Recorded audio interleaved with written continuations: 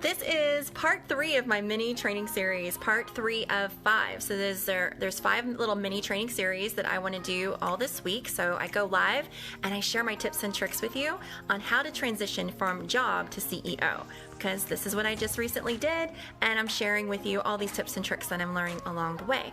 Today is all about how not to get caught up in being a perfectionist. I know tons of people have this issue.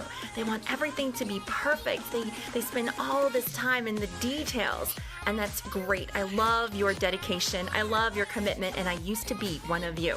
But I have to tell you, this is what happens when you become a perfectionist. Things don't get complete. They don't get done because you're constantly working on them. And I have seen this not only in business, but also in the day-to-day job in corporate, in your own career. Because what happens is if you're given an assignment and you want it to be perfect and you're just continuously working on it, before you know it, you've spent hours, and then hours turn into days, and days turn into months. And it's like, oh my gosh, I've been working on this ebook for months and it hasn't got done. It's because you're getting caught up in the details. I was told when I started writing my ebook last year that a finished good is better than an unfinished great. Does that make sense? Like, at least it's out there, at least you completed it. And guess what? Who's to say that you can't just go back and edit it and make it better after it's out there? Okay, so it's not like once you publish it, it's the end. People always go back and update their books, right? So how do we stop becoming a perfectionist and stop getting caught up in the details? I have some tips for you guys. So I wrote these down. I always like to give myself a timeline. So I say, okay, today I'm going to spend 15 minutes on this or 30 minutes on this.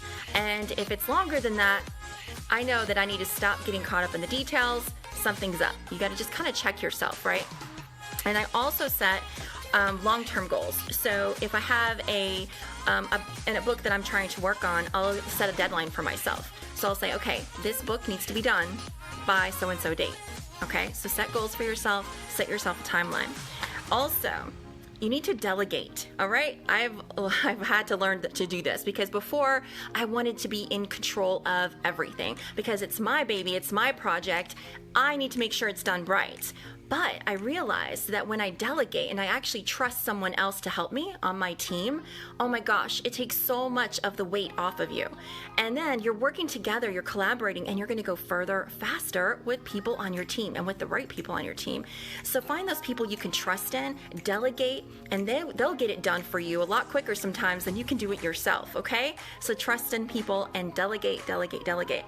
The other thing is I also try to make sure I minimize distractions and I minimize procrastination, because a lot of times procrastination is actually like a wolf in sheep's clothing, because what I'm trying to say is, okay, so you're a perfectionist, right? If you say you're a perfectionist, sometimes that has a hidden meaning to it. Sometimes that can mean that you're really just procrastinating. Okay, so you're getting caught up in your book, you're writing a book, you want it to be perfect. And you're like, you've got to start your launch campaign. You've got to start handing it over to your proofread editor, your proofread reader, getting it edited, get the book cover. There's all these other elements to an ebook that you need to do, but you're still caught up in the story. You're still writing. Stop it.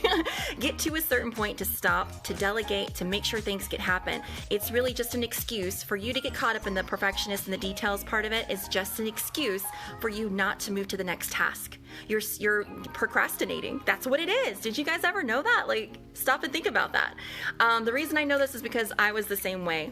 When I was faced with other action, if I had to take an action and move to the next part of whatever I was doing, I would be like, oh, well, I still have to work on this. This is more important.